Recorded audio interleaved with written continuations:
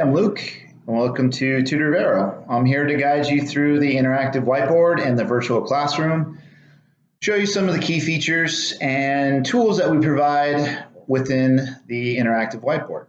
So right now I'm talking to you, and this is where your tutor is going to be located. The screen above me is where you're going to be located.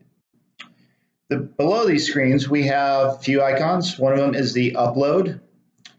And that's important because you can upload Word documents, PowerPoints, PDFs. And right now you can actually click on that and see your own files, but you're not going to be able to upload anything because it's a demo.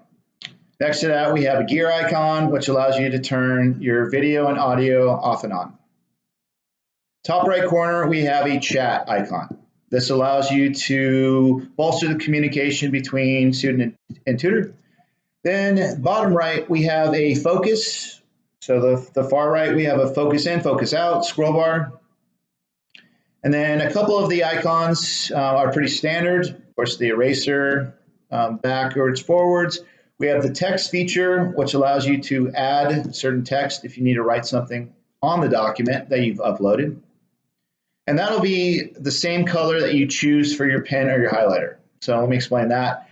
You can choose the size and the color of your pen and for your highlighter next to that. So if you want to write something, or if you text something, or if you have a large document and you need to highlight something, you can choose the particular color that you need, and of course the size of it, and then you can go ahead and either write or highlight it.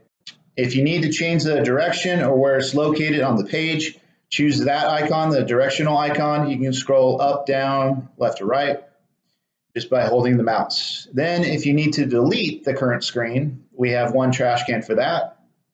If you need to delete everything, including the document, and start over, we have an option for that. So hopefully you're able to play around with this and see how the virtual classroom works. And we thank you for tuning in, and we look forward to seeing you in the classroom very soon. Thanks.